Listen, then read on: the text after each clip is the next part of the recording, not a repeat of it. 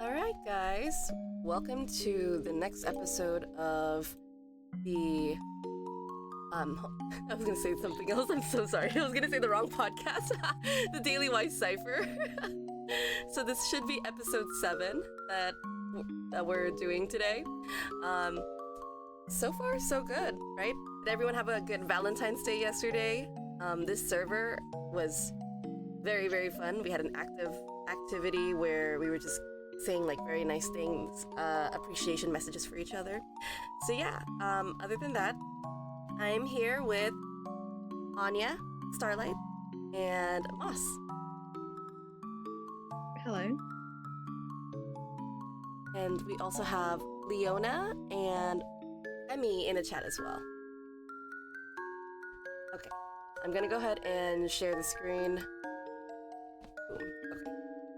All right, so we last left off on page 66, right? It was after this head pat. Yeah.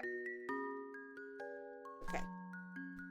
I have my notes ready, or like, well, not the notes. Where's my drawing pad? My drawing pad, where did it go? I was just using it last night. Ever since we did Magma, I just have my drawing pad just whipped out. I don't put it away. Okay. So we are now on page... Oh yeah, I forgot to share my screen. Hold on. 1 second. Ah.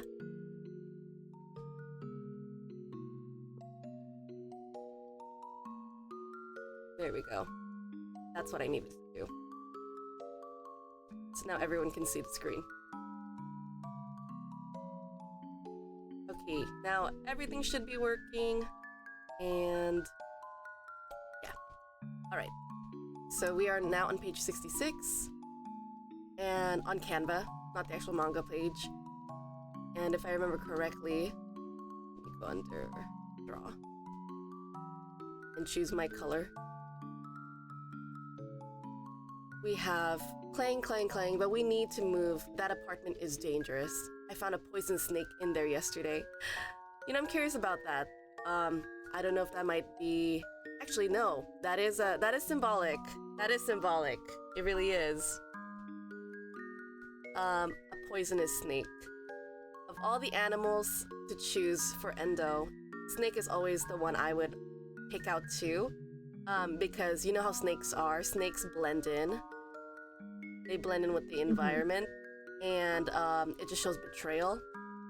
So usually when someone uses a snake as a symbolism, it's usually used for betrayal because I think it just goes back into the Bible where the snake in the Garden of Eden.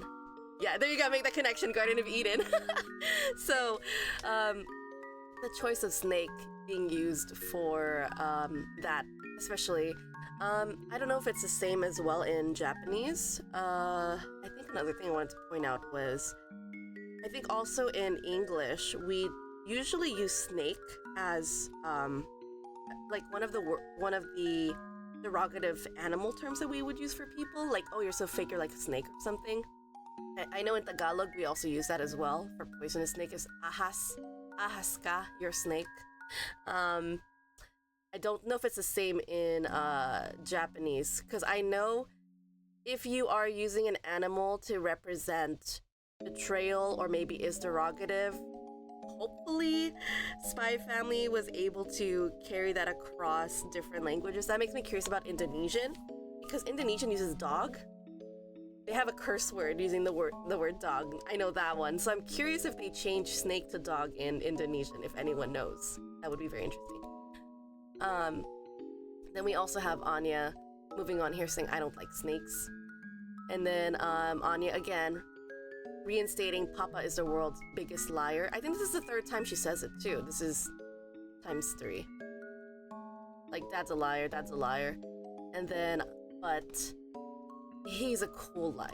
And then at this point, she changes it to say he's a cool kind of liar. And then, I want to live in a castle if we see one on sale. Okay, so I see that Moss has highlighted this. Why? So it's kind of bringing in something that I've spoken about in the previous episodes of he just doesn't understand how to interact with Anya. He's Yes. already giving her like false promises as if to just be like, get it over and done with, just to be like settling her. Like obviously most parents would be like, "Ha, no," but here he is just being kind of like, I guess so, whatever you want type of thing for himself, you know? Right. Yeah, the indifference, right? Yeah. Again, it's tying into indifference. And I see that Anya also mentioned here the silenced pistol again. So again, the silenced pistol's being I don't know why I did that.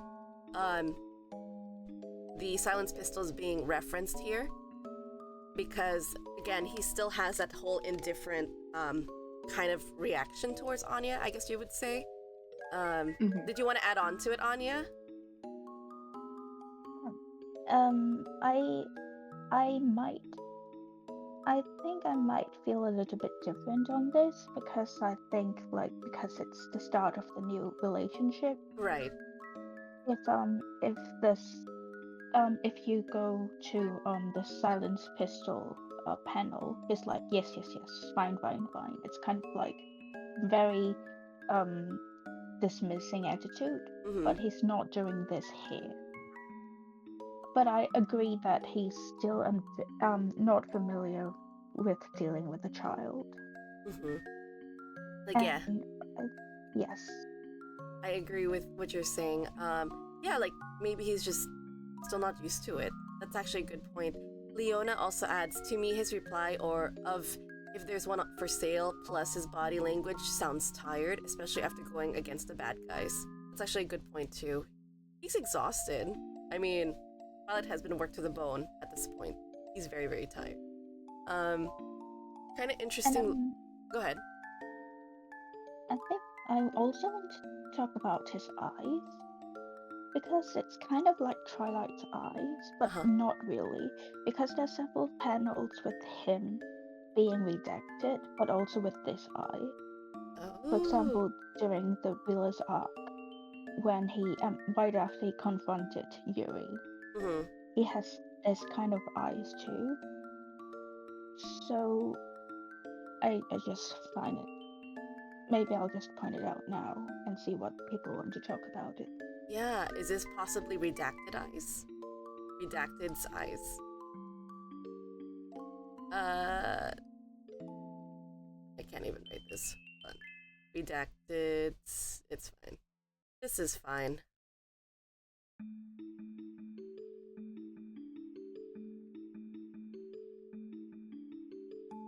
And I don't know about the background because I am not good with art. If anyone's good at art, someone tell me this.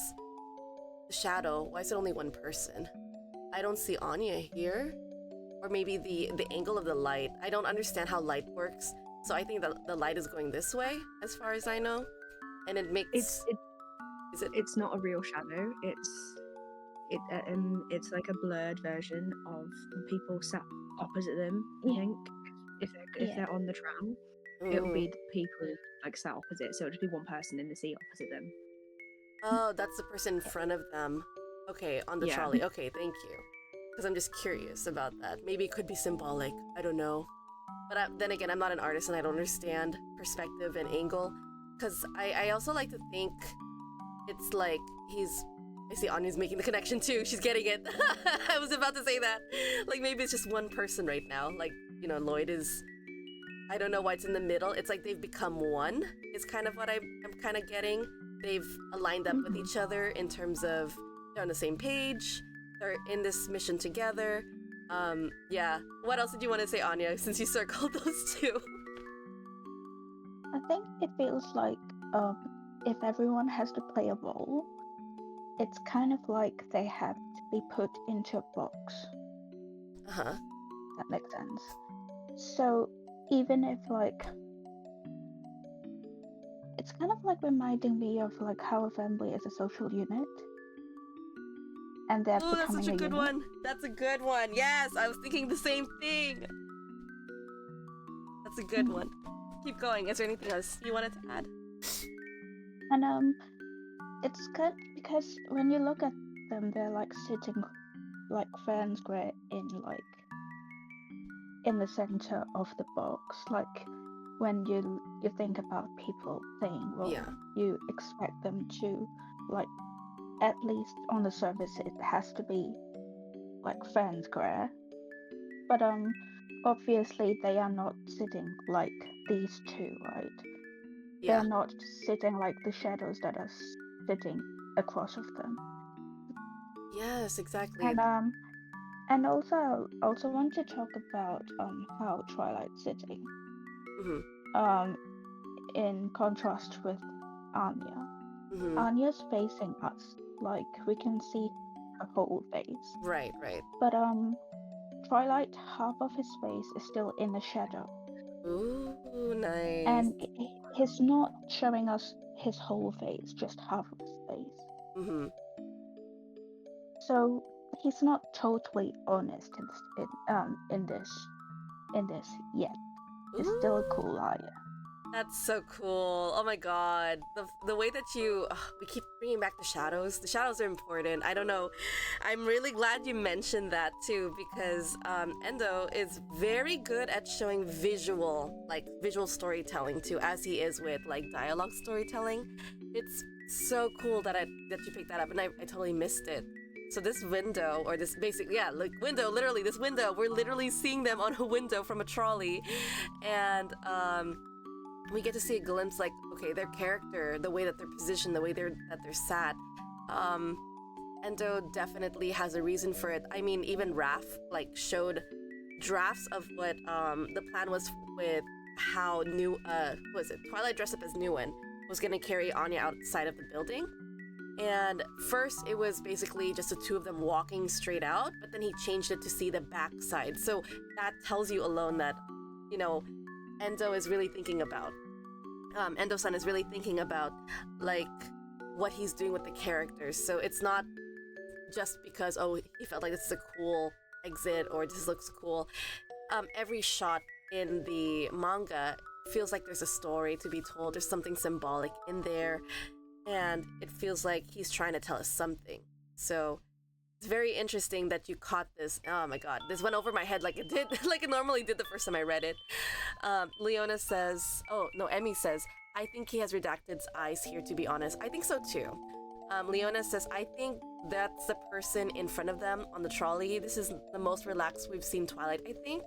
He's usually very square and upright. Yes, I agree. He looks a little bit more relaxed here than usual. He's actually showing us his back. I don't know if this matters to you guys. Like, I always think about animals, you know? When you show them your back, it's vulnerable, but his back is kind of half covered by the wall, so he's in a way kind of being defensive, and just like what Anya said, he's in the shadow still, so he's not being completely honest of himself. So he's in a very vulnerable kind of position, to show his back like that, but he's still looking over his shoulder, just like, you know, making sure, like, as if, you know that feeling when you're hiding behind a pillar? It's like you're peeking out, kind of like that. It's kind of like that. And I love the way that it's structured, or the way that it's drawn. It's like his face is lining up with his shoulder. So usually your shoulder peeks out, but he's kind of like angling himself that his neck is, or his face is out first before the shoulder. I don't know if that makes sense. Maybe I'm a little bit off in terms of anatomy, but at least from this angle, it looks like he's lining up his head with his shoulder. So basically, this entire part of him is showing, you know? I don't know why, but that kind of just spoke to me for just a moment when I was looking at the way that he was framed. Anything else to add? No, not here. Not here? Okay. I think Emmy wants to say something. I'll read yours when you post it. So other than that, we'll move on. We have this one saying, but after we move, you need to study. Blah!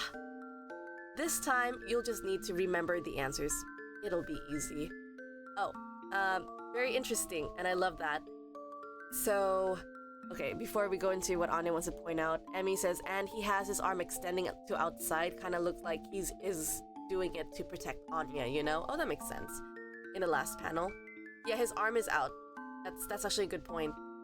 Like, he's kind of relaxed, as we can tell from this visual. He's very relaxed. But he's also at the same time ready in case Anya is in danger. He could like move his arm very quickly and just move her out of the way. That's actually pretty good. Nice catch, Emmy. But yes, moving down here, we have, but after we move, we need to study. And Anya, you circled it'll be easy, and you circled the sunset. Why? Why is it symbolic? When I think Honey Bluebird Wizard made a few posts about how important moments happen Yeah, at twilight. yeah. I think this is the first important moment that happens at twilight. So, and also I think Twilight has because he has thought to himself, if he's stupid, that's a bit mean, of course. Uh-huh. And Anya has expressed how she didn't want to study. Uh-huh. I think this is still his mission. He's still thinking about his mission, right? But Uh-huh. I think he's also trying to comfort her, and also he probably knows she's not the best child Uh-huh. to have the mission. And I think it's also that he has given up during the mission with her. Mm-hmm. So but then Anya wants to be with him. So he's trying to make it easy for Anya too. Yeah. A lot of times. That's actually a good point that you pointed out here. Remember the answers. Because again, we all know Twilight has photographic memory. Anya doesn't. So he thinks that giving or feeding her the answer would be enough, but honestly, in one hand, you can get a lot of test answers correct if you just memorize the answer. But on the other hand, it's like you're losing out on actual knowledge. So a lot of the tests too. Also, I wonder about the test. Oh no, I remember. On the test itself, it's not just fill in the answer, right? It's like one of those papers where you're just filling in the circles and stuff. Maybe it is, maybe not. But I remember the teachers also look at your draft work, where you're doing all of the work there. A lot of the schools, or like even my schools back in the day, they wanted us to also write our name on our draft paper to see how we did our work. So they analyzed that as well to make sure that, oh, this person's not cheating or anything.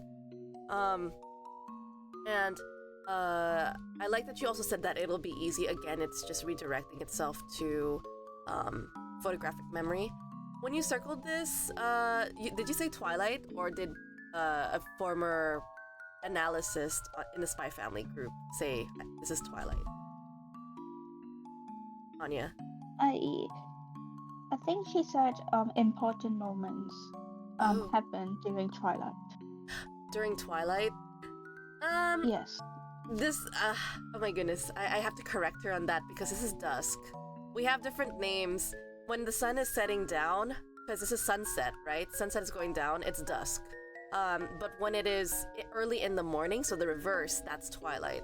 That is interesting because his code name means dusk then.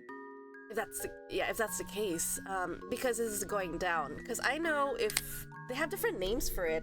Twilight usually happens before the morning rises, or before the morning is up, and it's usually when you can tell the sky is bright but the sun isn't out yet. That's Twilight. That's how I remembered it because I was such a huge Twilight fan for the vampire series. I was like, I know the exact meaning. Yeah, go ahead. So his code name should be Dusk because it is dusk in Japanese. Is it? And Chinese. Yes. Oh, okay. So that's where you got the connection. Yeah.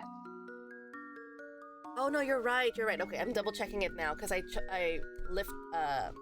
just checked it on my phone. I was like, hey, define Twilight. So Twilight is a period of time before sunrise and after sunset. Okay, you are right. So I am wrong.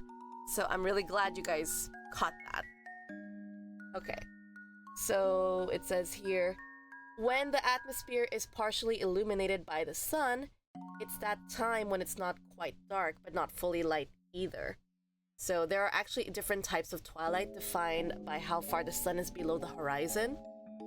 Civil twilight is the brightest type of twilight. It's when there's enough light to see and do things without artificial light. Nautical twilight, it's dimmer than civil twilight. You might need artificial light for some tasks. And it's also when sailors can still see the horizon to navigate. astronomical twilight is the darkest type of twilight. It's when the sky is dark enough for astronomers to observe stars. So twilight is that beautiful transitional time of day that bridges the gap between day and night. So even Emmy provided the answer here. Thank you so much. So I see twilight is basically this moment. I'm glad you picked that out. Thank you. Because I thought they were different. Because I was like, okay, why use twilight and dusk if they have like difference between them? So I misunderstood. I thought dusk was a very particular moment, but now that you brought it up, I'm like, okay. I retract my words. Thank you for that, Emmy. And also, just to read what Leona said at the top, I appreciate that he gave up on forcing her to study to get into Eden. After getting an innocent child involved into something so dangerous, the least he owes her is giving her the answers. Yeah, I think so too. Because I think at this point he's just like thinking, just get her into school, that's all that matters. And Leona also adds, so Twilight is a spectrum, much like Twilight has a range of personalities for himself outside of the personas he takes on. That's actually a good point. Great analysis there, Leona. I agree. I did not know there's also like different ranges or types of Twilight. Like just looking it up alone, very, very interesting. I might as well just take a screenshot and send it to you guys. Oh no, it disappeared. Because I'm using Gemini. Yeah, it was very interesting seeing that there's different types of Twilight, and I never saw it that way. So, I'll just post this in the chat with us, so we just have it there.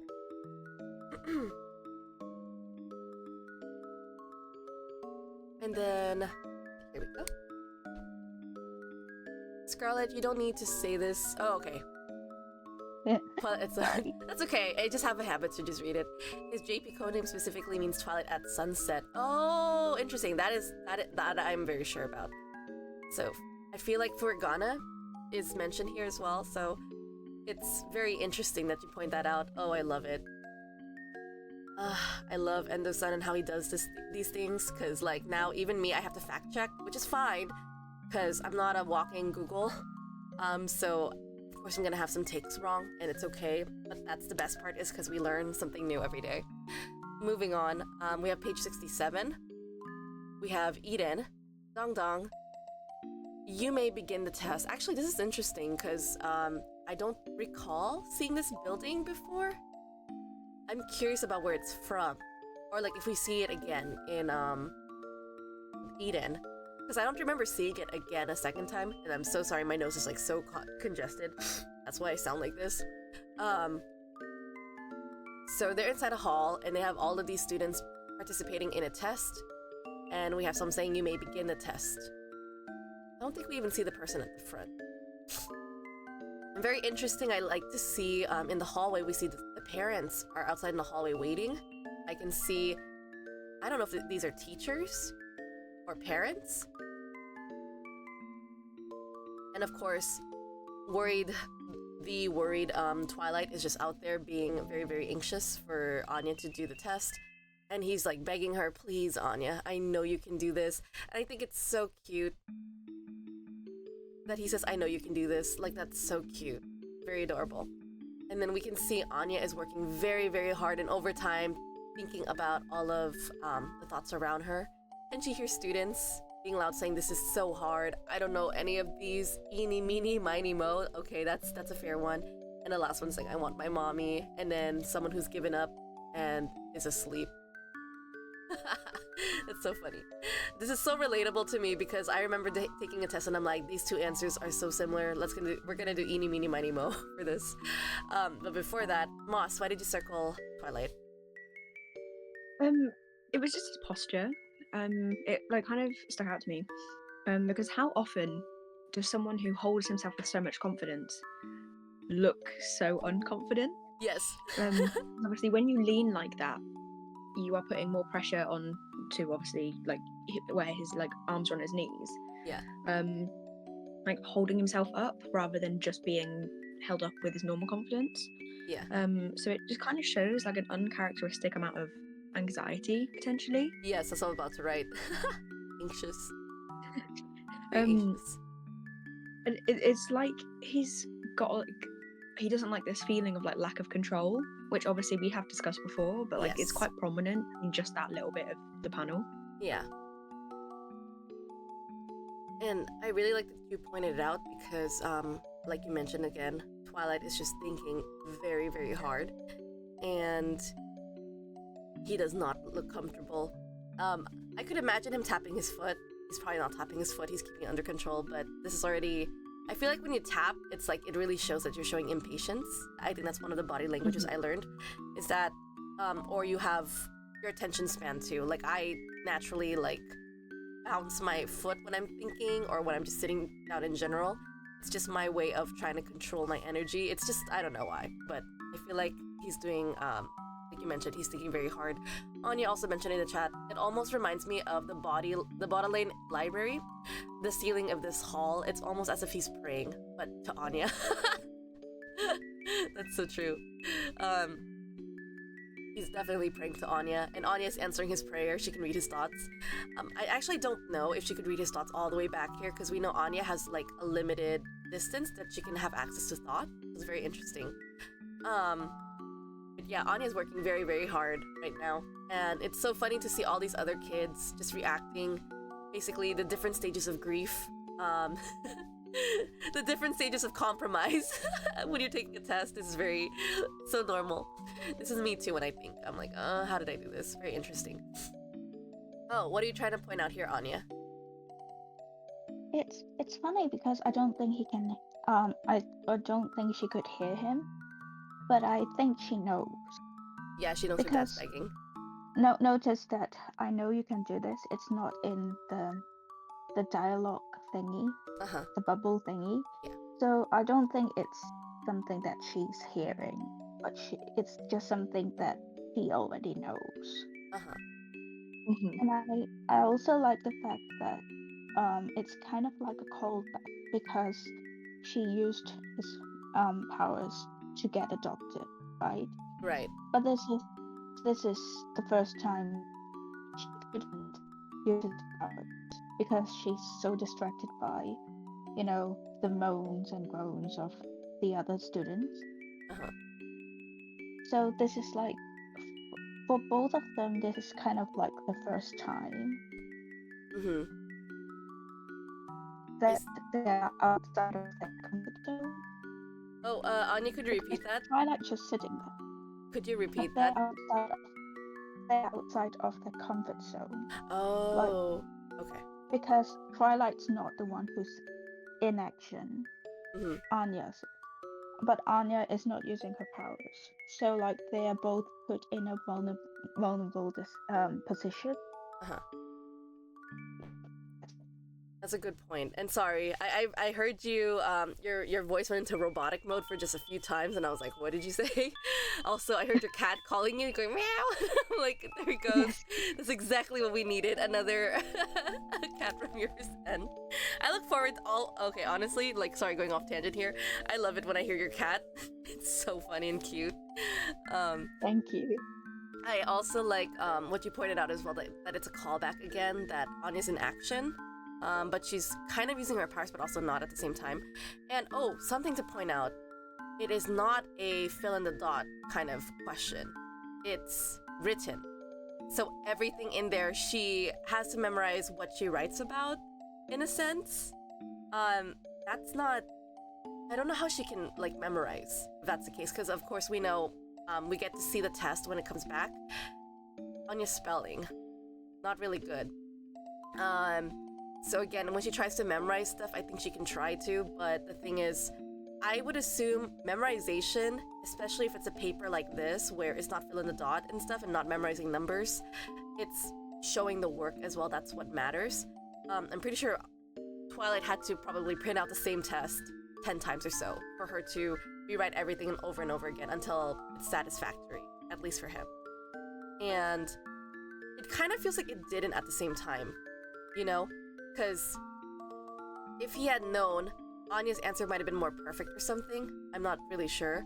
But I would assume if he expected Anya to have a perfect score on this, or passing, he would have printed the test multiple times. Because it is a fill in the blank, kind of.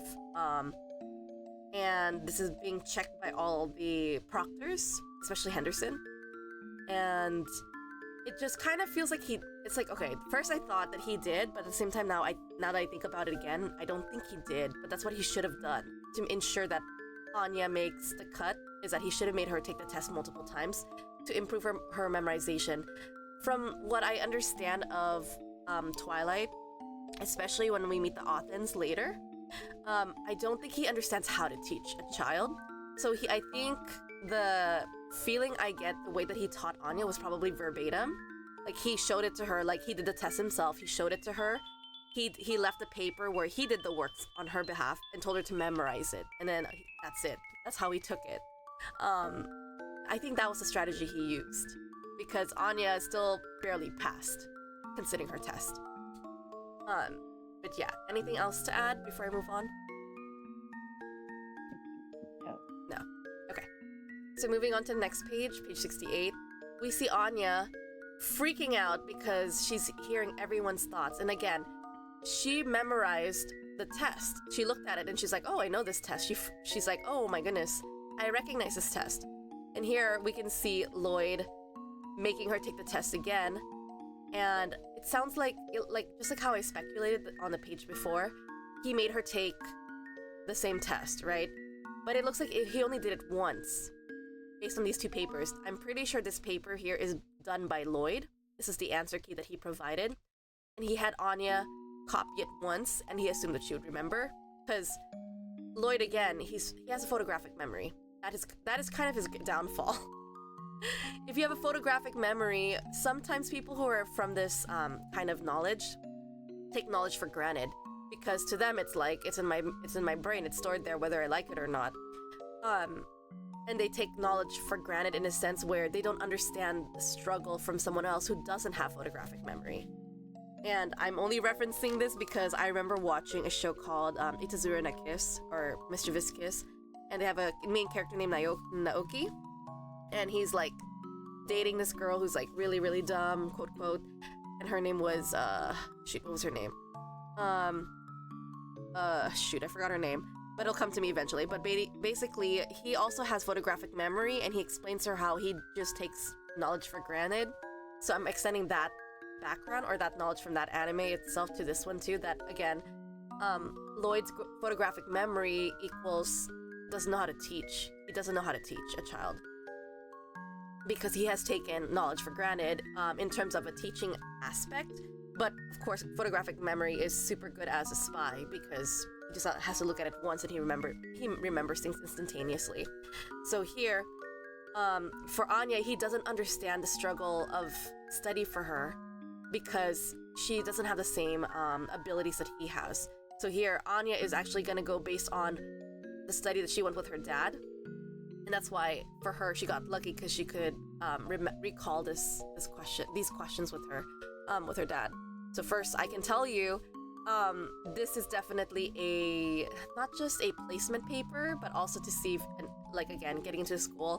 First is talking about time. Second is math, right? This is basic math. I think this is a little bit of geometry, I think. Yeah. Geometry. Well, trig. Geometry. Yeah. Trig, geometry, very basic. And then this one, what would you say this is? Is this it? What's it? Statistics? Oh, that's no, that's speed, distance, and time. Distance and time? Yeah, that's like a general basic equation. Okay. Distance and time. Leona even says chart comprehension. That's a good one too. Chart comprehension. That's good. You can tell, like, they're basing the child based on just like a few questions. This one here, I think this is probably English for sure. ELA, English Language Arts. Probably asking her to see if she can recognize something or some sort of comprehension. So it's a lot of subjects just placed in one test. I feel like, in all honesty, it's an unfair test, because these are just very broad questions, so we don't really know if a first grader can actually answer all of these kind of questions. But Anya, fortunately, was able to recognize it. We can see here that her hands are moving. She's confident. She knows. So, and of course, she has a look of determination here. She's very determined. Determined.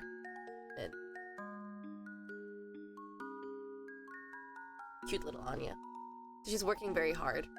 So we go all the way over here. I think it's probably like a good several hours because I'm pretty sure there's multiple proctors taking the test or grading the test so they can get the result out sooner. Or is it the next day? What do you guys remember? Do you guys remember if it's the same day or next day?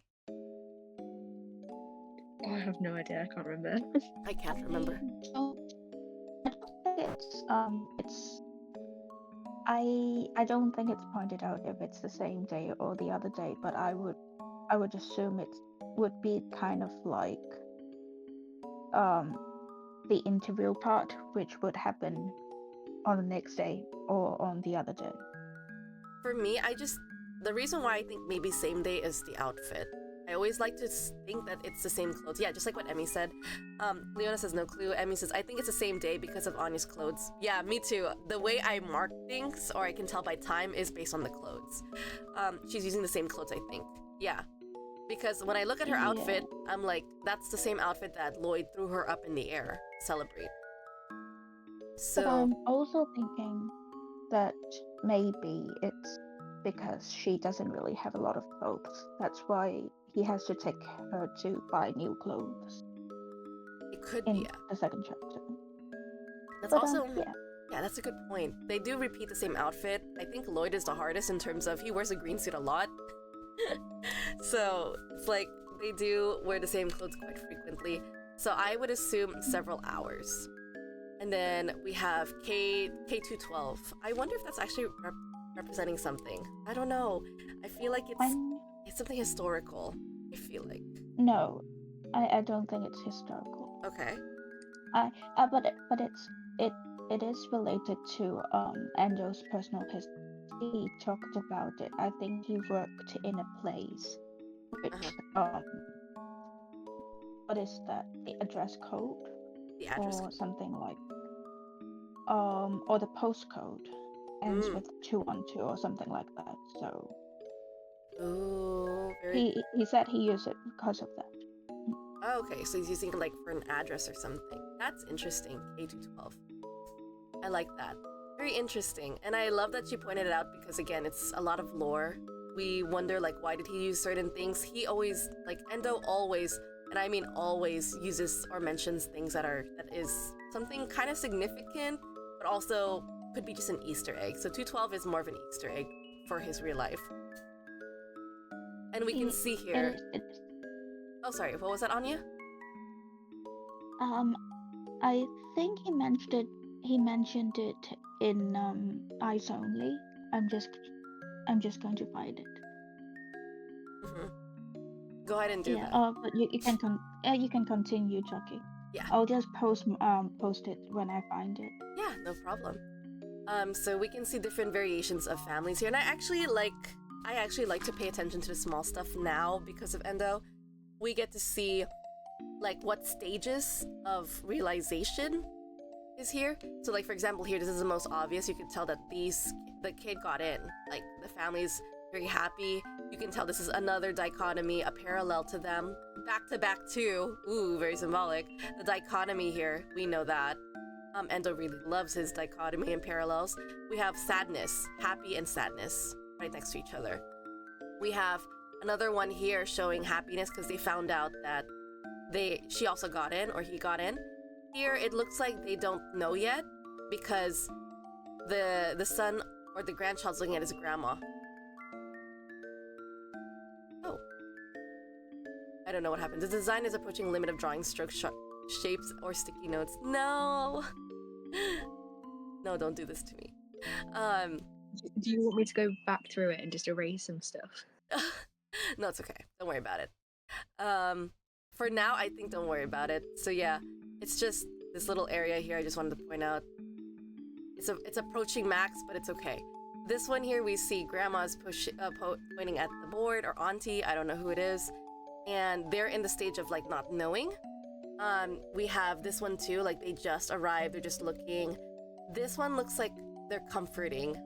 The reason why I think so is because the mom is looking at her daughter and she's like, her hand is also on her daughter, like they're kind of like comforting each other in a sense. Like maybe this is a kind of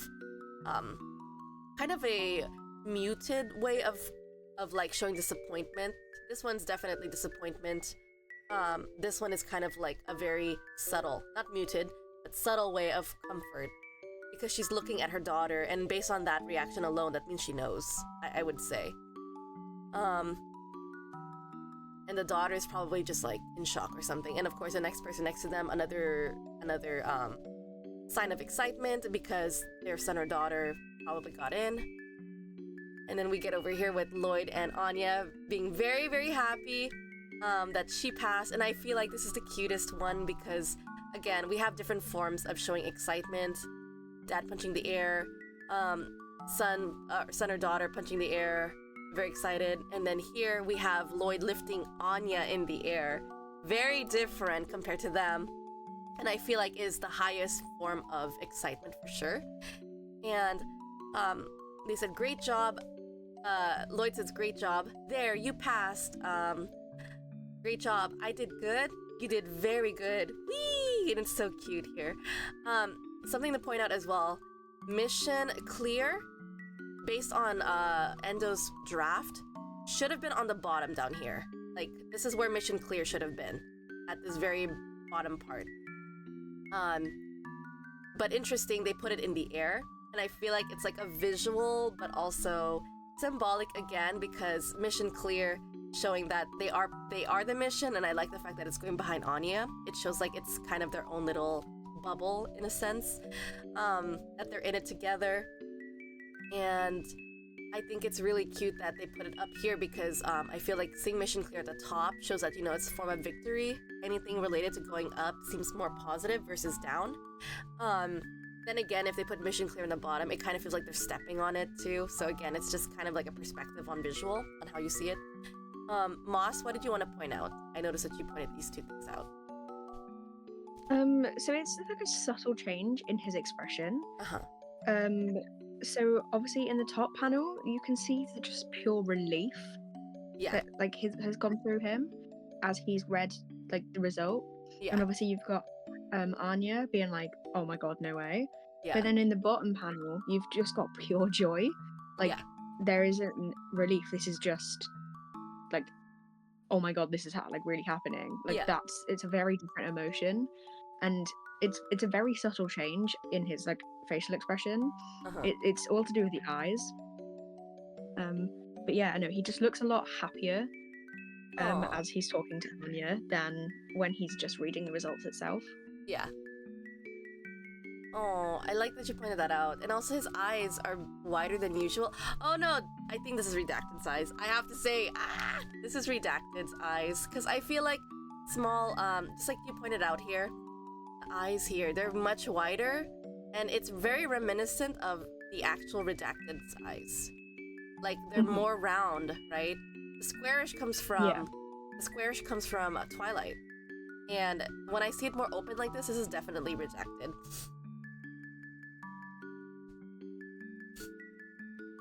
Let's see. I see here, Leona said, his expression of excitement is the sweetest. Me too. I agree. It's very boyish, very excited, and I've never seen him have his eyes this wide open. And I'm pretty sure that is definitely more Redacted than it is Twilight or Lloyd Forger. So I have a feeling this is more of Redacted's eyes for sure. But for the most part, I feel like Lloyd has a combination of Lloyd and Redacted.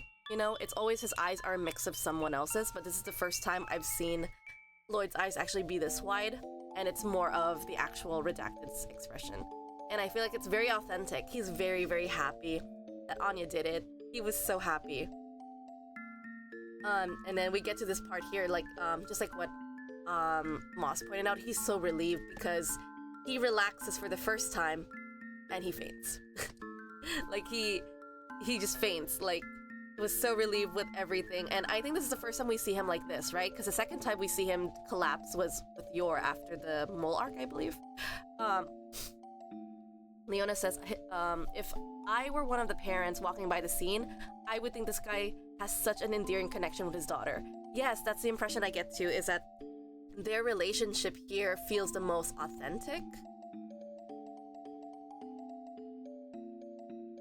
In this case, like just like what Leona said, if you pass by this, I would giggle and say how cute between a daughter and her father, because it feels the most authentic out of all the parents here. Like again, going back to page 68, it's showing like, you know, kind of like subtle praises, or like it's just very normal, but then when you see the excitement between Anya and Lloyd, it just feels very authentic because they're very expressive in this very moment here.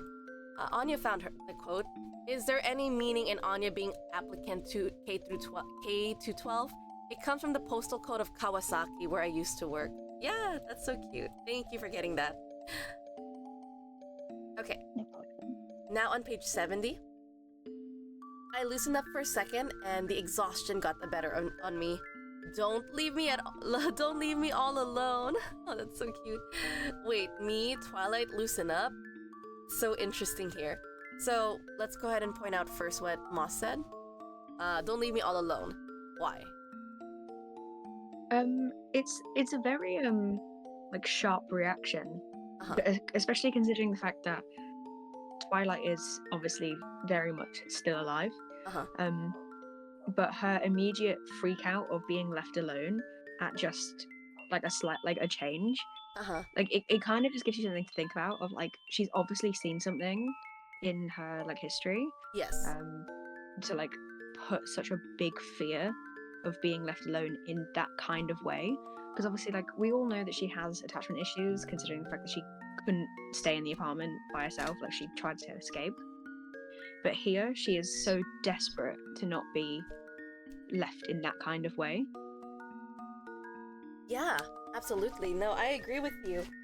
A second, sorry. I was gonna say, like, we know, just like what you mentioned, she tried to escape. She's an escape artist. She probably caused the same problem with her previous adoptive parents or adoptive families who got her too. That she feels a very strong abandonment issues. Yeah, especially when Twilight left her alone the first time. The first time they got together, and he abandons her right away by leaving her behind. So that's actually a good point that you put here. Who's the one highlighting in yellow? Is that you, Anya? Yes. Okay. So why did you highlight the words "loosen up"? Because remember in page 17 and page 47 on Canva, I talked about how he asked himself to calm down, and what the word he used is lazy, and it means, I think I've talked about it before. It means emotionally, he has to do it without emotions. Like, that is what he means. It's like the word, according to the Japanese dictionary, it is connected to emotion. It's kind of like, don't let your emotion get better of you. So but obviously in the previous page, he's very happy and he let his emotions to overwhelm him, Yes. and he loses focus for a second, and then he just fell down, Mm-hmm. and he's just dead, which is kind of funny because the last two times when he said, "Calm down, Twilight. If you Uh-huh. don't calm down, you'll die, right? If Yes. spies don't calm down, spies die." Mm. But then, because he calmed down, or he let his emotions to overwhelm him, Yeah. he died, which is echoed by Anya later. My papa's dead. Oh. Which is a fun little callback, to be honest. No, that is. And Go ahead. Sorry. yes, sorry. And it happened later in chapter 62, right? Uh-huh. It's a different emotion, but it's still, he lets his emotion to overwhelm him, and he died a bit. Actually, that's a good observation. Yeah, I love that. I love that you point that out. Because again, we make that connection that when he gets emotional, he quote unquote dies. quote, but not actually died. Like it's like, because it's breaking, like, you know, his shield of who he is as Twilight. Twilight is known as the man of many faces, disguises and stuff, so he can't ever be his true self. But here we get to see a glimpse of him kind of being like, quote unquote, I'm gonna put it here, he died. Mm. Yeah, so he quote unquote died because he relaxed a little bit. And then, just like you mentioned, you said, wait, me, Twilight, loosen up. And you wanted to highlight basically whenever they say loosen up, it means like calm down, technically. Or he lets his emotion to overwhelm him. Oh, okay, his emotions. Because we Because when he said calm down, it's kind of like to erase his emotion, uh-huh. or to not let his emotions to affect him. Yes, absolutely. I agree with that. Because again, we know that Redacted is a very emotional child. He's a crybaby. He feels a lot. He's actually more emotionally inclined. It's just he's been suffocating that side of him because he notices that if he gets emotional, he can compromise his mission, which is in a way reducing him or backing him back up, because he's actually quite emotionally intelligent if he allows himself to be emotional, because he seems to be very receptive of things when he was young, is kind of how I feel. But again, it's like with his identity as Twilight, he's just trying to hide that version of him, I guess you could say. Like he's trying to plug it, if that's a better word for it, lack for a better word. Yeah, and the exhaustion got the better of me. Don't leave me all alone. Okay, yeah, like that. Wait, me, Twilight, loosen up. And when you said me, Twilight, are you circling on this one by any chance? This is what the original version said. Yeah. Which I think you know what this means, right? It means this Twilight, right? And the furigana is ole, which means me, which makes this a rare occasion where the translator also translates the furigana. Mm-hmm. But then I find it very interesting that he uses kono, Yeah. like this, right? It's kind of like he's still creating a distance with his identity as Twilight, but it's Twilight. Me, loosen up. So Kind of like that. Kono basically mean this me, this Twilight, right? Yes. So Kono means this. Yeah. So this Twilight, this Tasugare. Wait, me? Twilight, loosen up. And it's interesting because we say it as a reflexive word here, because he uses me, the object pronoun. Wait, me, Twilight.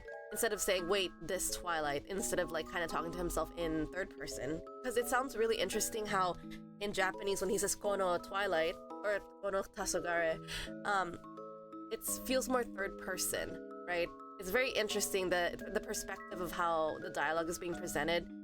He sees him in third person in terms of Japanese, but in English, me, Twilight, he's being more personal in a sense. I don't know if that makes sense to you guys.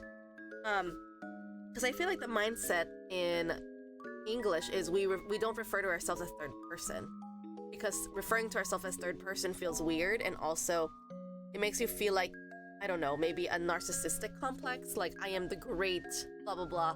Like no one talks like that in America because it makes you look arrogant in a way, or like it feels like that tone. So it's kind of different in that approach. I don't know, does that make sense to you guys? Okay, so I didn't lose you, Moss, right? Could you I explain might one more have been time? Oh no. I am a bit lost too, sorry. Okay, so let me explain. When you refer to, like, let me say, for example, if you are gassing yourself up, like, you know, when you're taking a test, you're like, I know you can do this, you are amazing, like, oh, you got this, Scarlett, you got this, like, I'm kind of talking to myself like that, right?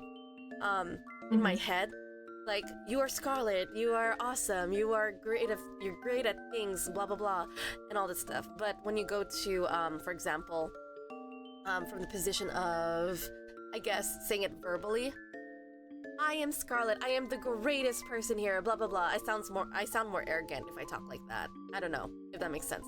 Just anytime I feel like talking in third person kind of hints at arrogance, or it gives a tone of arrogance. Especially if you're saying, I am this, so and so. And then you're like, it sounds better when people refer to you that way than it is you yourself referring to yourself that way. A good example would be, there was a tweet by Mr. Beast saying like, he was an influence, and he influences children to do better. And someone on Twitter, I think someone on YouTube actually commented on that, saying like, there's no way he called himself a child influencer. Like, it was very strange. Because in that sense, it was like, who talks about themselves like that? Because it seems very narcissistic. That's what I wanted to point out. It's like, you let people talk about you, about like praising you. You don't talk about yourself, praising yourself, because it sounds narcissistic, you know? And I don't know if that makes sense. Okay, I totally lost myself here. I'm so sorry. It just sounded like, because the more I think about it, it's like, wait, me, Twilight, loosen up. This is, of course, it's internally, so it's kind of on the same branch of like me saying, Scarlet, you got this. You can pass a test. You got this. Versus here in the Japanese, kono tasugare, basically saying this Twilight, like he's kind of separating himself more in terms of Japanese, but in English, he's more like, he's being more like using Twilight as a shield. Like, this is my reputation. Like, me, Twilight, like, this is my reputation, blah blah blah. Something like that. I don't know if that makes sense, or this one sounds better in explanation. Because yeah, I get that. Yeah, it's closer to him when he says it in English. Like, wait, me, Twilight, like Twilight is his shield. Like, I know my reputation. How could I, as Twilight, loosen up? Versus the Japanese is distancing himself, this Twilight, not saying me, Twilight. Do you see what I'm trying to say, Anya? I don't know if that makes sense. I think the thing is, in the furigana, it says I, it says ole, which means Ore. I, isn't it? So there is the sense of me. And I think it's interesting what you've pointed out, because if you remember, several episodes away, Yeah. I'm finding the page on Canva, but on Canva, when he's page 22, when he's in the orphanage, and I talked about he talked about his reputation, and there is a sense that Twilight has a reputation, although because there's the furigana, he also separates himself Right. from this. So it's I guess it's because of the furigana, it kind of like it separates himself from the role a Oh, bit. yes, that's what I'm saying. Like, when you say kono, like when you say demonstrative, this versus Yes. me. This one is more personal. This one is more distance. But also interestingly, if you go to page 22 on Canva, it the same furigana appears, like the furigana next to Tasogale. It's not Tasogale, it's Ole, which means I. So it's kind of like a very complicated sense of self, if that makes sense. It's kind of like he recognized that this is me, so he had to live up to the expectation of Twilight, because everyone thinks he's Vestal's greatest spy, which in the original version it says people regard Twilight as Vestal's greatest spy. So it's not like as the greatest spy, it's more like people regard people sing praises about Hasogale. So I guess it's because the structure of language is used quite differently, and that's why Japanese or East Asian languages allow a lot of meaning to be stuck in a quite a short sentence. Yeah. That that and with the help of Fuligana, it could means like there is a complexity that makes him aware of his reputation.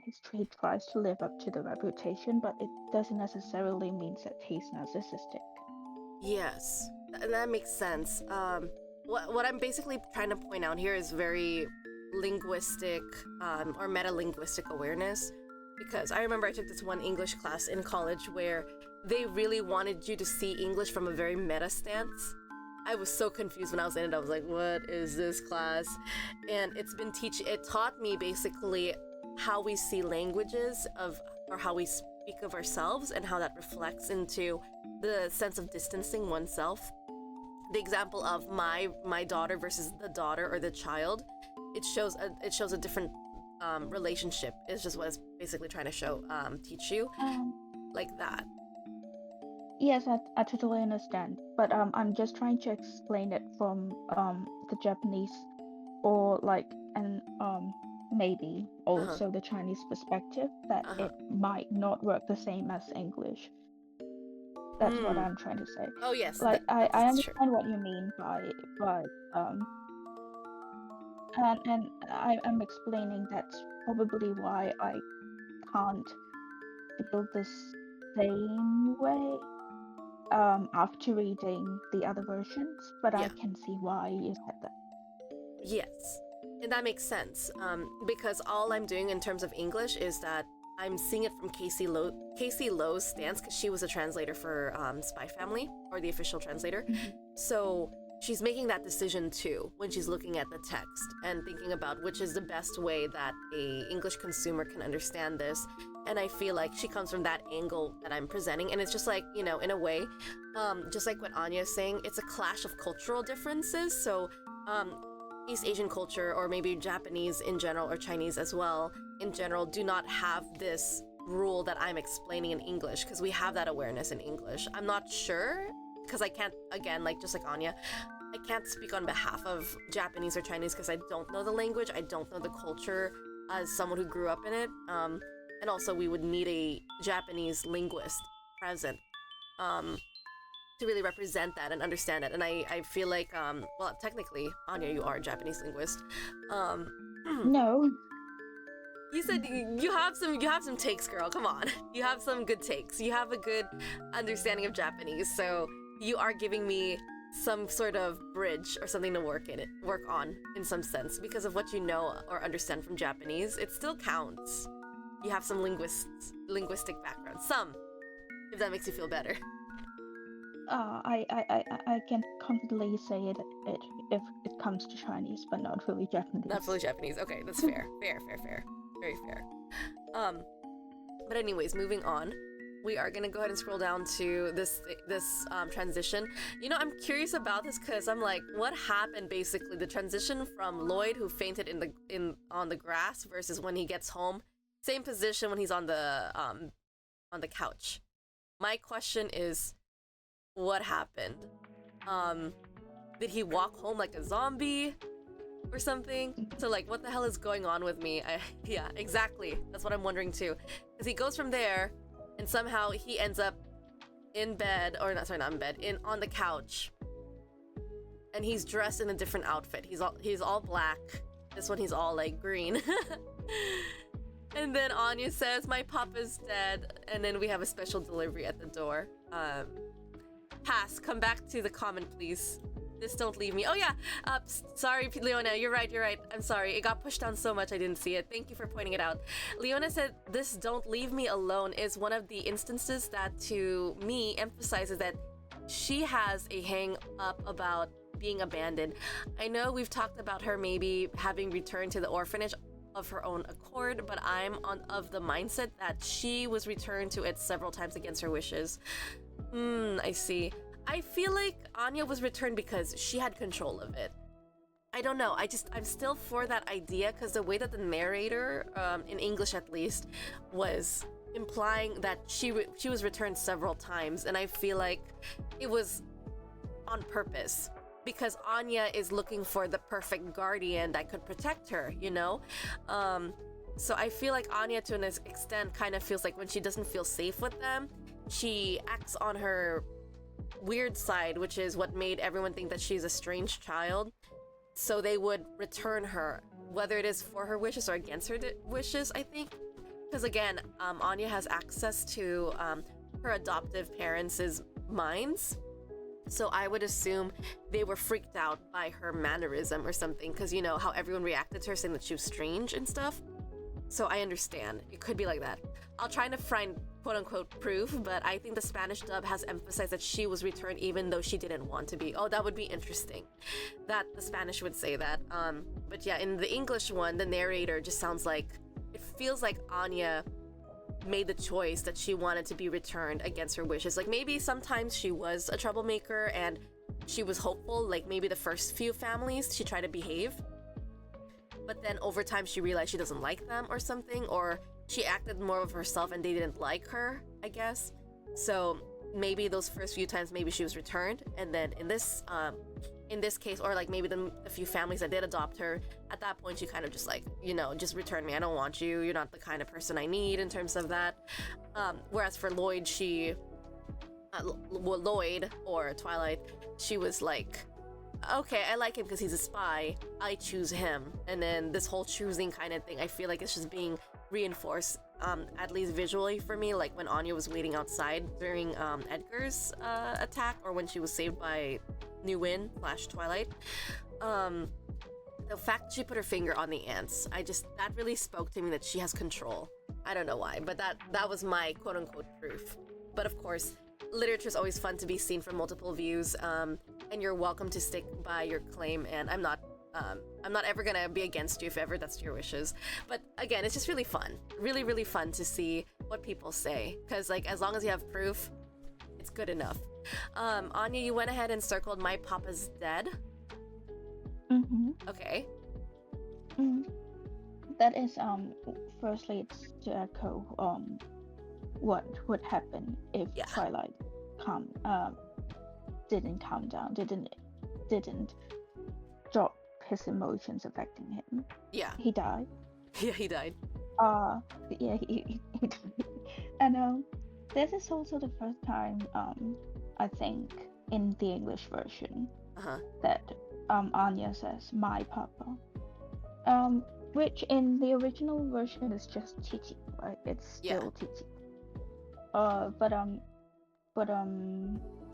here she says "my papa's dead," which is interesting, I think. No, that's actually a good point, because you mentioned Chichi, right? Let's see if I can write it. Is it like it's not connected? Hold on, let's see, because that would be Ra, I think. How does one write it? Chi-Chi? Like that? It looks like a 5. This. Yes, This one. that's it. Yeah, thank you. I'll just erase mine. Yeah.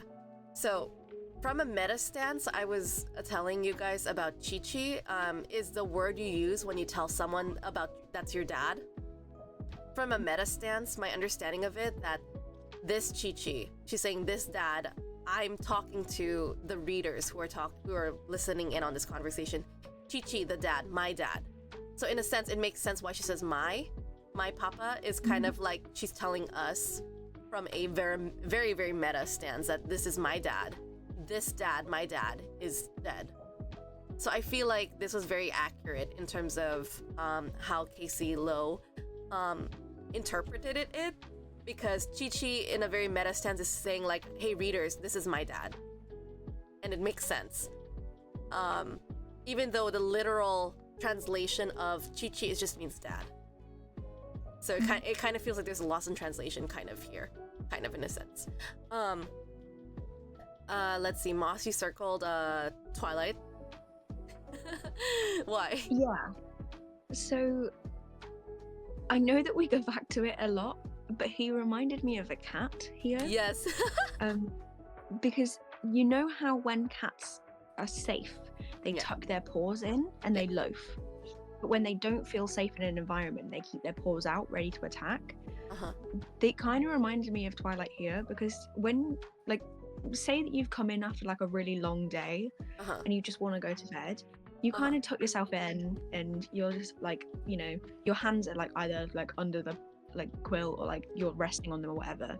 Here they're out and he's kind of already like always ready to fight in a way. Like he could jump up and fight in like milliseconds with the way that he's lying here. Whereas if he still felt like if he felt safe, he would probably look a bit more comfortable.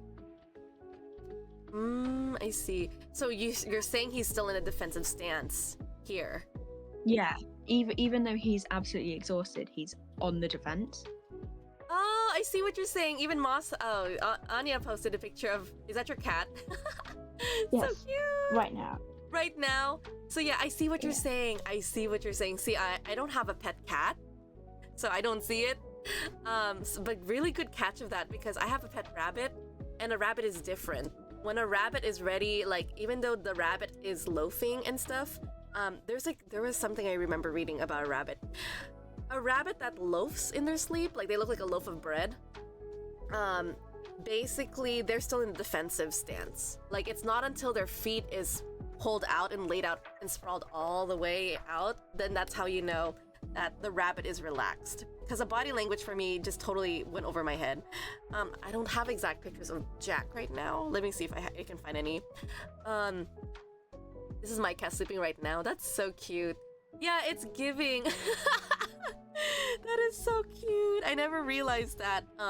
But I do know for a fact that well, not rabbits. I know for a fact that Endo really references cats in his videos, or like in his work. Or actually, specifically in Spy Family, he uses their reactions. Oh, I have pictures, guys. I can post it. I can post it in chat. Yay. Let me see if I can put it in. Let me see. This is the DWC podcast. There you go. This is my rabbit. There you go. This is Jack, my pet bunny. So when he sleeps like this, he's a loaf of bread. People say they call it loafing because he looks like a loaf of bread, right? But he's still ready because his feet is right underneath him and he's engaged. Like he will definitely, like the moment I walk in the room, or for example, he will immediately stand up and become alert. And then I'll just send this one, might as well. Like this would be literally the next move that happens when he wakes up. See, like, because his feet is still underneath him, so he's alert. He stands up right away. Versus if a rabbit was showing his feet, like he sprawled out all the way. Let me see if I can find one of that.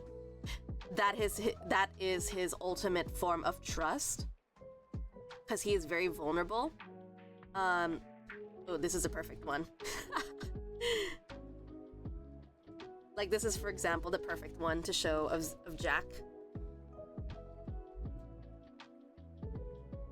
Because I have a pet rabbit. The moment his feet is out, just like in this picture, he fell asleep on my chair.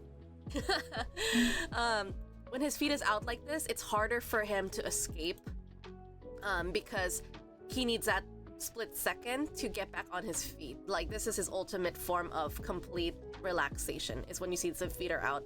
But versus loafing up, basically he's engaged. Like even though he looks defensive, he can run away even in this position. So yeah, I didn't notice that. So I'm so glad you guys showed that body language was from a cat. I didn't notice that. And you indicated that with the hands, right, Anya? Yeah, I'm just trying to it doesn't look comfortable.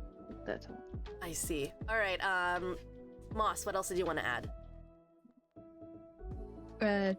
Nothing here. That was my entire point. It's just the fact that he's on the defense. Oh, that he's on the defense. Okay, that's really, really good that you pointed out. But just like you mentioned, connecting it to a cat, oh my god, that is brilliant. I didn't even notice that.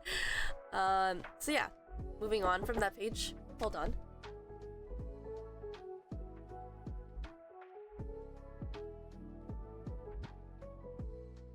Sorry, I had a knock on the door. I'm on page 71. Is this the Forger household? I'm Anya Forger. I need you to give this to mommy or daddy. There is no mommy. Oh, I'm so sorry. I like that Anya just says there is no mommy, because she doesn't exist, right? Actually, Yeah. someone point this out to me. Someone explain this to me. in the anime, what word does she use for mama? I mean, for mommy. Does she say haha? Does she say mama? Does she say okasan? Like repeating what the guy's saying? I feel like this is very important. Someone tell me if you remember. Yeah. I actually checked the manga, and I in the manga the postman is saying Otosan and Okasa. Okasan, right? But then what Anya replies is haha, What, really? which yes. Ah, okay. I see haha. And I see it right here. Haha. and I find it quite interesting because I think in her little mind, Chichi is a pair with haha, right? Right. Okay. That makes sense. So when and she remember what Lloyd told her. Lloyd says you have to call me Otosama, but then Anya said Chichi. So in her mind, she already turned Okasan or Okasama into haha, which pairs with Chichi, right? Oh, that makes sense. Yeah, there's a relationship between those two words. Yes. And there is something. The other thing is you said mom is non-existent, Yeah. which is basically what she means here. Yeah. Because he when she says sonzai, it basically means existence. So when she says this, Yeah. it Zonzai. basically means mama is non-existent. Ah. Okay, so Lottie, thank you so much for checking as well. So this is wonderful. And don't worry, I always check the chat because I have it in my second window. Yeah, so confirming just like what Anya said, haha is mentioned in the Japanese actual manga, but also Lottie confirms, I just checked, she said haha in the anime, so he rewatched it. Thank you for checking.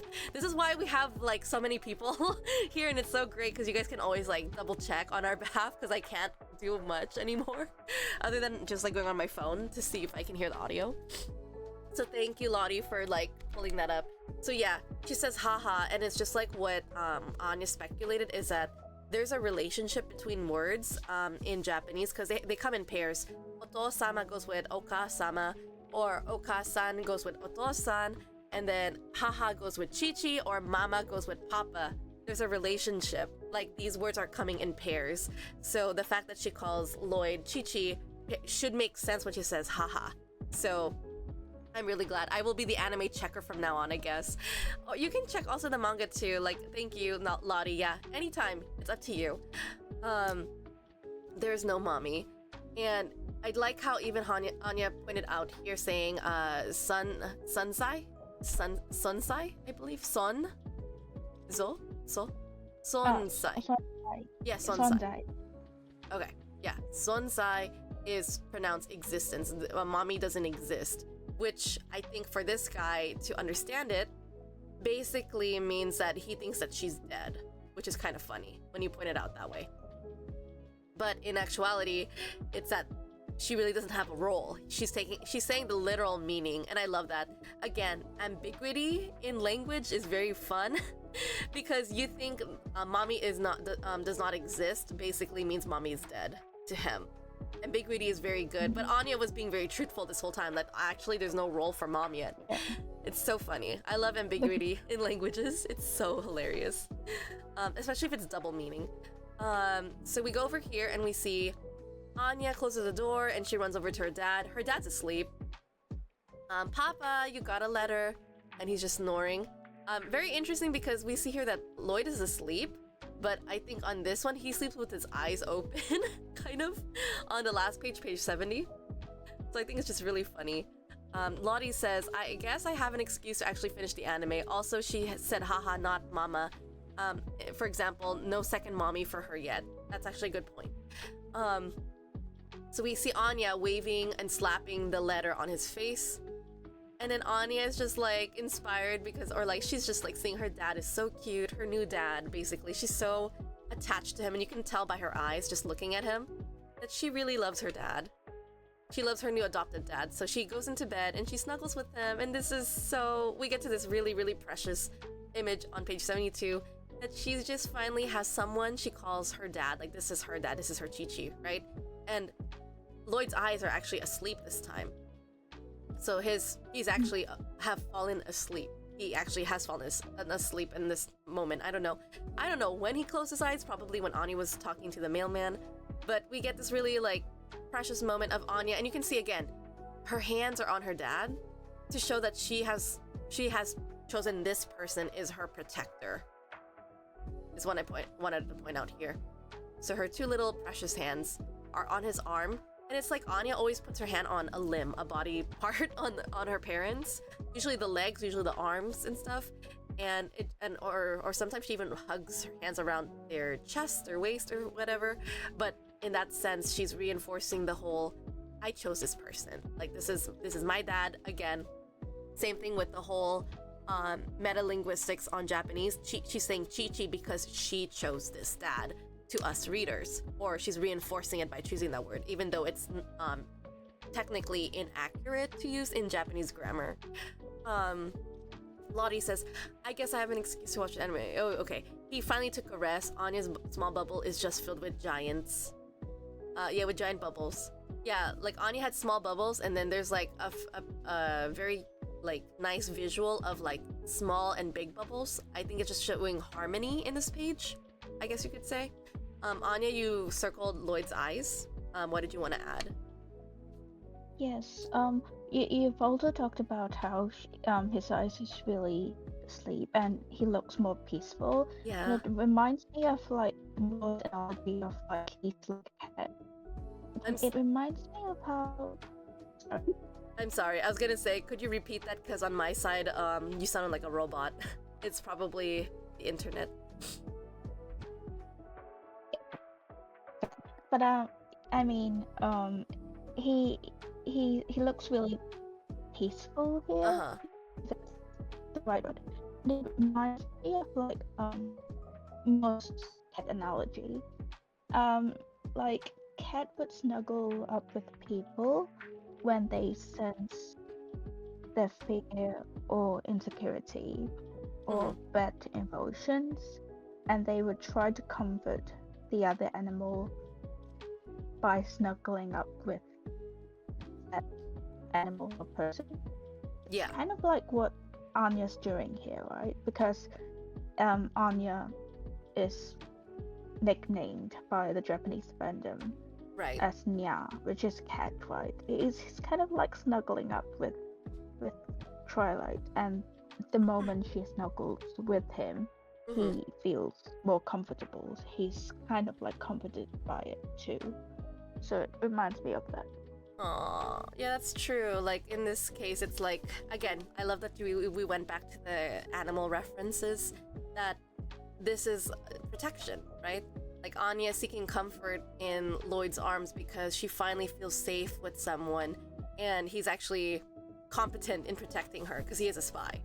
So for the first time in her life, she's actually very, very happy with the parent, and she doesn't want to lose them. And she has vocalized it many times that she doesn't want to lose him. Don't die, don't leave me, Papa, blah, blah, blah. Lottie also says, he finally took a rest. Anya's small bubbles is just filled with giants. No, I meant her small social bubble is full of people around her, just towering over her. I see what you mean. So it's very cute to see, like, in this case, she has definitely adjusted herself to be close to her dad. And it's so cute because the moment she does that, Lloyd wakes up because he's very, very, like, defensive. I think he has trained himself to be a light sleeper. And he freaks out here saying, what? And then we see little Anya just, like, falling off. What the? Are you trying to give me a heart attack? And this is so cute. Because, again, just like you guys mentioned, he's in a position that reminds you of a cat that's sleeping but on a defensive. It's showing, the cat shows its stomach. I didn't realize about the arms. And now I'm falling asleep in front of other people. Huff. I have to pull myself together. You got mail. And it's so cute. Anya justifies. She's like, oh yeah, I didn't want to wake you up, but here, you got mail. Anya, why did you circle to give me a heart attack? Why? I think it it means in the original version it says, "Are you trying to take my life?"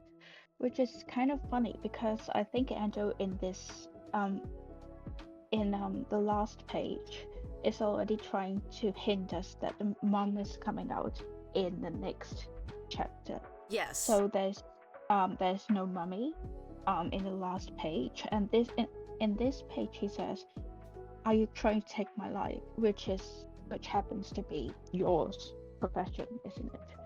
Oh, yes. Oh my god. How did I not catch that? That is so brilliant. Oh my god. Ah, I'm freaking out. I did not even catch that. Are you trying to give me a heart attack, or are you taking my life? It's how did I not make that connection? Because that went over my head. And then the one that stood out to me was saying there's no mommy, because I knew when we heard that, it's usually referencing the next chapter is going to address that. But to give me a heart attack, I was like, oh my god. And it's true, because Yor's presence, basically her job is to take people's lives, and on top of that, oh my god, this is so freaking brilliant, man. I did not. I hate myself for not catching that. Anya, thank you so much. Also, I read that Lottie said this is the panel where Lloyd gets twinkified. Just joking. Yeah, like he gets more softy guy. Moss, you also highlighted. You said I have to pull myself together.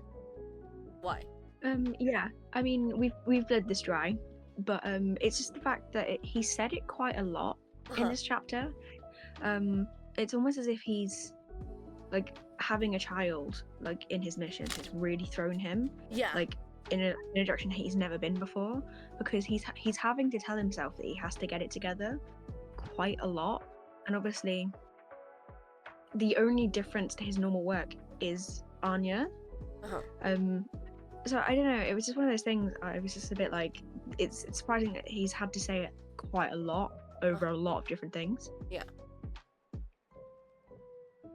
he says it a lot in this chapter. Just like we hear a lot of things, like for example, pull himself together, calm down. He says more things, like I can't remember it anymore. Like we had a rules of threes that was going on. I remember that was one of our topics.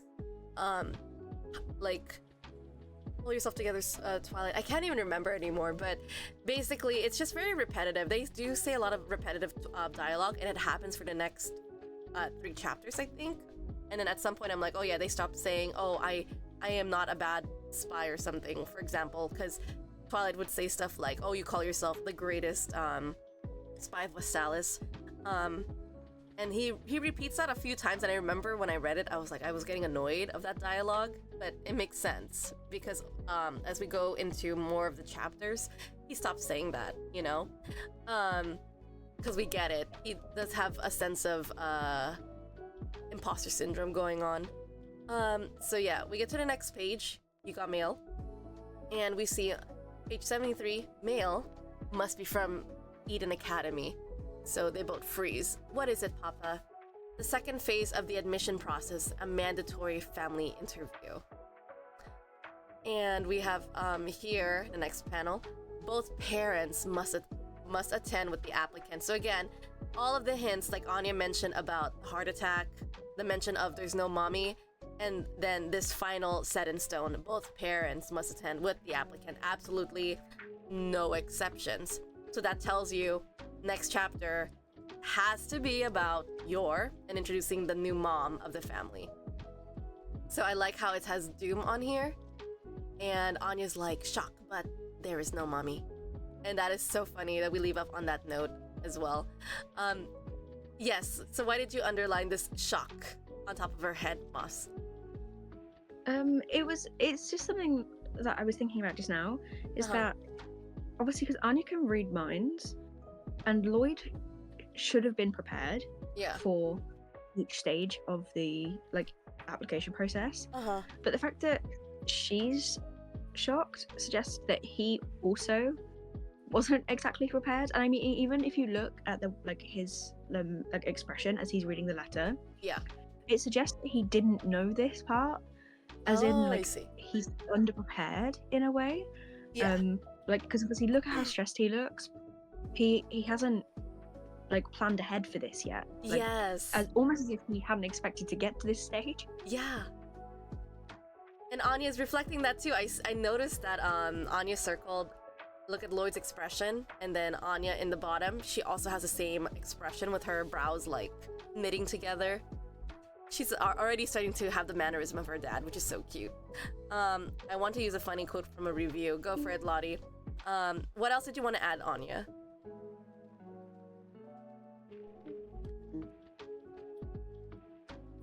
I just discovered that Moss talked about I have to pull myself together, which is also an echo of like I need to Calm down. calm down. Yep. It's an echo of that again. Gotta love it. Repetition is important in literature, even if it's annoying. Yes, I agree with both of your guys' points, especially with what you pointed out, Moss, because it went over my head again. The fact that Lloyd's expression shows he was not prepared. And of course, highlighting the sweat drop right here. That, yeah, he didn't plan too far ahead. Maybe he forgot because Anya has been a handful, and the mission with Anya and also with Edgar that happened kind of like kept him occupied, that he forgot that there needed to be a mom in the family.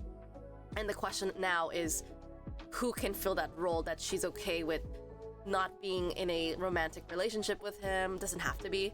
Well, for him, he's thinking, okay, it has to be kind of romantic because we have to have a daughter. But then it would be more convenient for him if it was someone who just was aware of the half-truth of the project, which is he wants a wife for Eden. But of course, she didn't have to be like more present from that point on. It was just like she needed to be in the interview, or for the Eden interview, that's it. But of course, it turned out to be better that they become one whole unit together, which we'll see later. Lottie says, the funny quote from a review, "Unfortunately for him, finding a woman who can fake being sophisticated, pretty, and willing to marry in under a week is the kind of charm even he, Lloyd, can't pull off. Luckily for Lloyd, the complete package sneaks up on him." Yeah, that's so true. What review was this from, Lottie? I feel like that feels like it's echoing what Frankie was saying. He was actually saying the same things. A woman who's pretty, who is sophisticated, and is willing to marry him under those contexts or pretense. I feel like it feels like a very Frankie inspired quote. It feels like it. I don't know why. But yeah, feel free to keep typing. And I think here, sarcastic chorus review. I see. Thank you. So in that case, that's actually technically the end of chapter 1. How do we feel, guys, so far? Yeah, good, yeah. It was good. Yeah, this is amazing. Like, we finally finished chapter 1. I know for a fact we are running out of writing space, or like writing based on what Canva just warned me. So I think I have to... Wait, I thought we were gonna see volume 2. This is not volume 2, right? This is still volume 1? I forgot. It's still volume 1. Yeah. Okay. Still volume 1. Okay, how do we feel about continuing? Is there anything else you wanted to add? Or should we... maybe not now. Okay. Maybe I can add it like in chapter 3. Yes. Okay. So shall we move on and read a little bit of chapter 2, or how do we feel about stopping or continuing? Yeah. I'm saying that we stop and have a new episode for the new chapter. Okay. Okay. All right, that's fine. And then that would be good for me because that means I can also set up for a new Canva link for us to use, because I don't think we were able to use enough lines for this chapter. Because at first I was thinking, I'm gonna go ahead and put it all in one place so everything's good. I did not even know there was a limit to writing using the drawing pad. I was really surprised by that. I'm like, wait, there's actually a limit? That's interesting. That makes sense in a way, because with Canva, I will show it here. Actually, no, let's not do elements. Because if I were to click, for example, the highlight here, and I click position, there's a lot of layers So, oh, actually no, the layers are like linked to their own page. I don't get it. Yeah, I don't get it. Never mind. But I think it's just overloading in this one, so I definitely have to make a new chapter. I guess per chapter we'll make a new one if needed. Or maybe we could probably string in I think the limit, I think from Canva, based on what I see, is 80 pages, maybe? I don't know. But maybe I'll just separate it per chapter, I guess, just to be on the safe side. We'll see. Yeah, anything else we want to talk about, or do you think we should wrap up our stream? We can do both. I mean, We can do just, I think what I wanted to say what was... do you think most? Yes. Yeah, we Sorry. can just transition over, because I put the setting just now. I brought it back to the lounge area. There's no more shared screen, so you won't see anything. Anything else you guys wanted to talk about? Because we could just use the last 10 minutes or so to just talk about reviewing. Yeah. I'd like to talk about how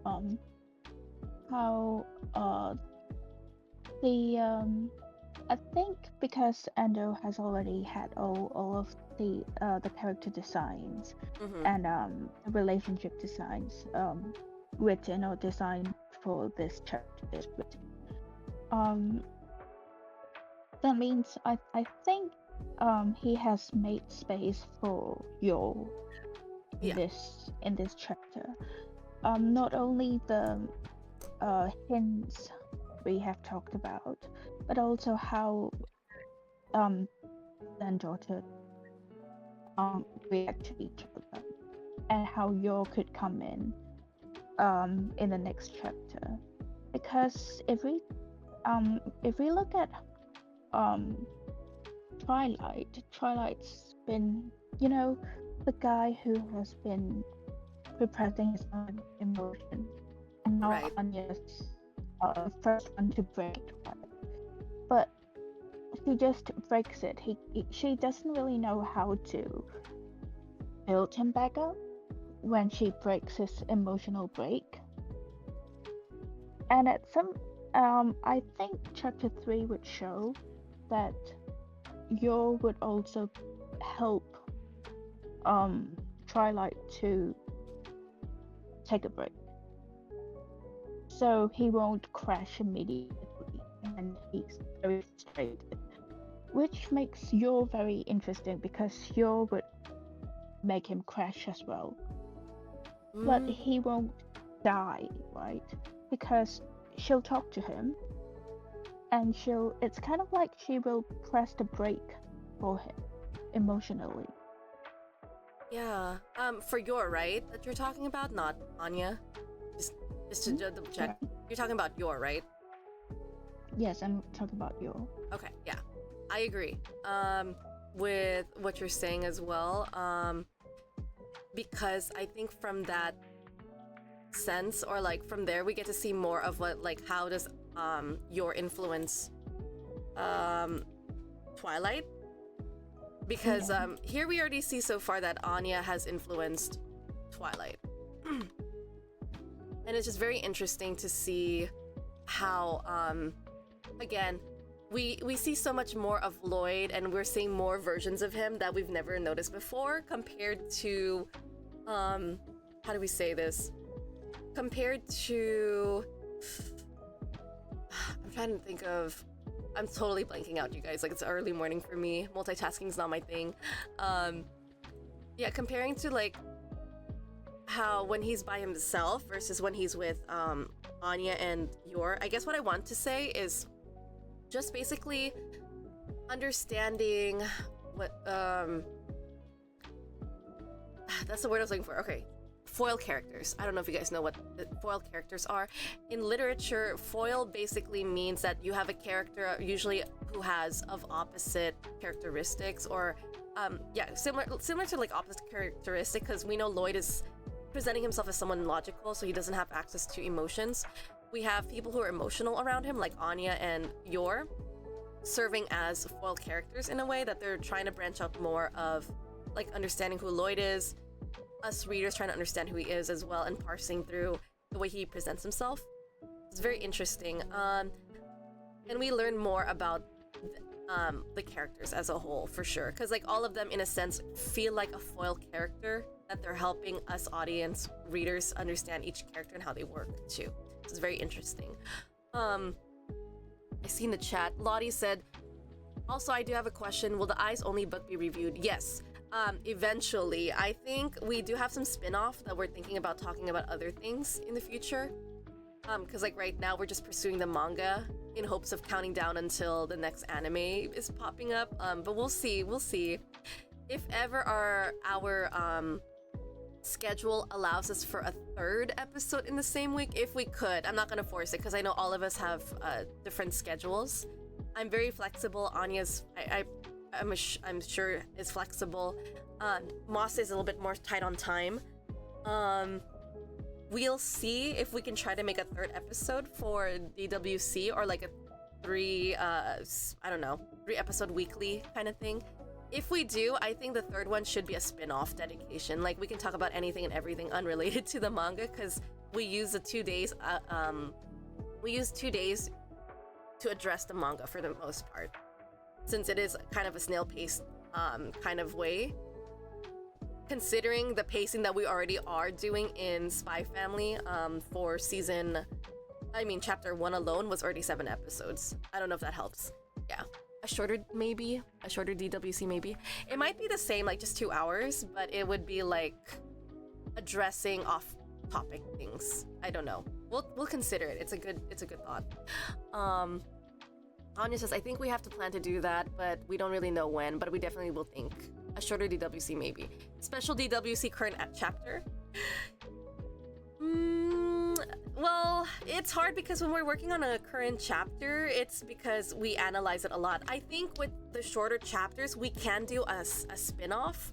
Like, for example, maybe the first half could be the manga itself, considering chapter 1 alone was very heavy in a lot of details, and it was a foundation, and we are going through a lot of like analyses and stuff. I think that's the feel I got from our videos so far.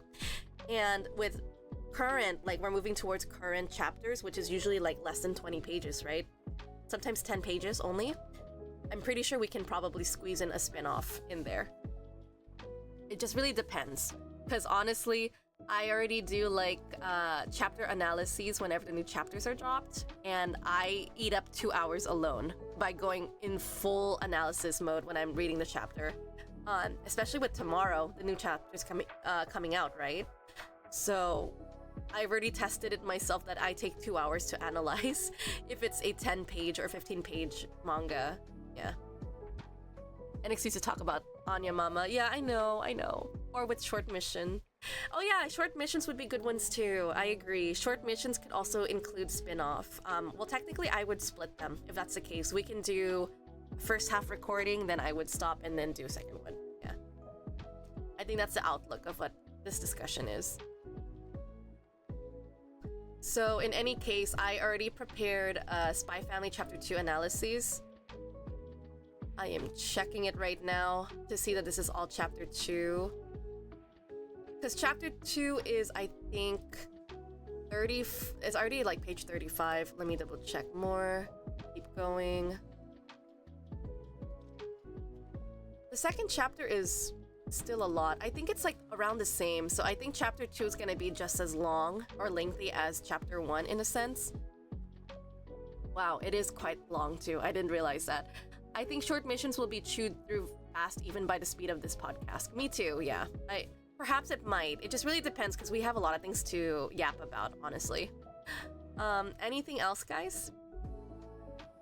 No. Not really. Okay. So I guess in that case, I'm gonna go ahead and end the stream, and if anyone wants to stay back, you're welcome to. But yeah, addressing everyone in YouTube, whoever's watching this video.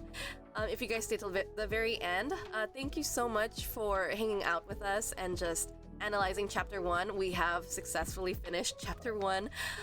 Our next session will definitely be analyzing Chapter 2. There is just as many pages, maybe even less than Chapter 1.